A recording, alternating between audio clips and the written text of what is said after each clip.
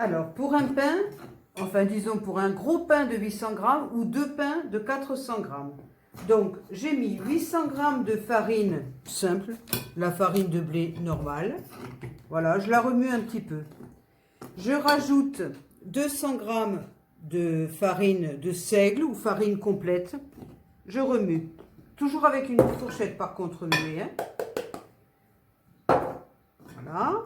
Ensuite, je mets une cuillerée de sel fin.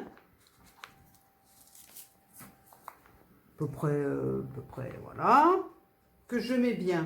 Là, je mélange bien, toujours avec la fourchette. Hein. Mélange. Voilà, ok, ça marche. Ensuite, je fais un trou. Comme un volcan, quoi. Hein. Un trou, voilà, où je vais mettre 5 grammes de levure boulanger. Voilà. 5 grammes, ça suffit. On peut aussi mettre de la levure fraîche de boulanger, bien sûr, hein, qu'on aura mis avec de l'eau tiède pour la réhydrater, enfin pas pour la réhydrater, pardon, pour bien mélanger. Et je mets une grosse cuillère de sucre en poudre. J'en ai mis un peu plus, mais c'est pas grave, hein, d'accord? Voilà. Après, on met de l'eau à tiédir, pas chaude, hein, dans un massacrant. Là, mon eau est chaude, comme ça ne fait pas perdre de temps. C'est-à-dire, on peut mettre le doigt, c'est tiède, quoi. Hein, c'est pas brûlant non plus. Et petit à petit, on va incorporer l'eau. En mélangeant toujours à la fourchette. Voilà. En fait, c'est l'eau et la farine, on va incorporer. C'est plus logique. Voilà, un mazagran. Bon, une astuce que vous pouvez faire, mais c'est pas obligé, c'est d'avoir du levain. Le levain, c'est très simple. C'est une boule de pâte de votre pain d'avant que vous allez mettre dans un bol au frigo pendant genre une semaine, quoi, après, ou quelques jours. Inutile par contre, il ne faut pas laisser non plus 3 semaines, c'est vrai, mais... Et donc, dès que vous refaites un autre pain, vous utilisez le levain que vous avez, qui a monté un petit peu. À chaque fois, on garde une boule, on met le levain dans le bol, hop, on le remet au frigo.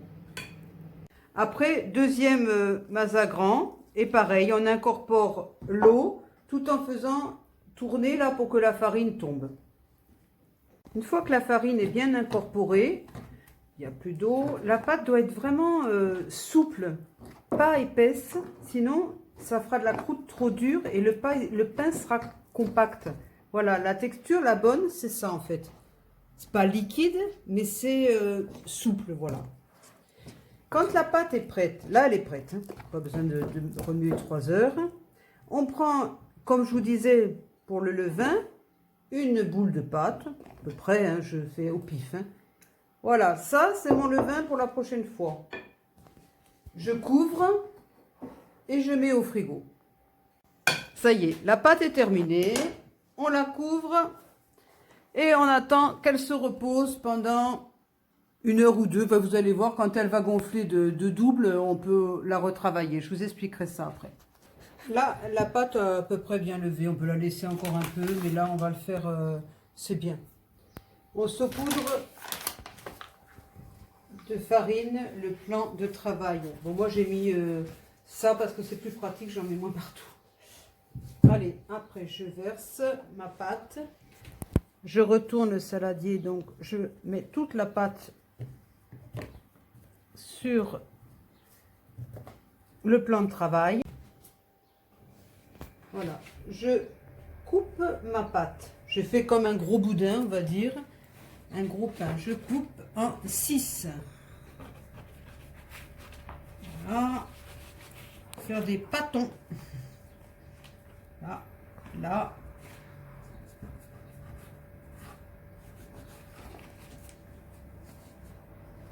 Voilà. Je fais une sorte de ficelle. Là, 1, 2, 3. C'est pour faire la tresse. Hein.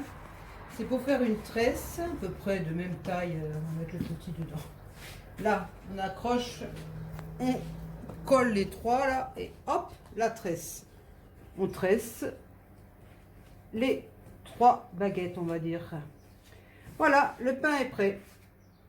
Le pain est prêt, hop, je le prends, je le mets dans la machine à pain.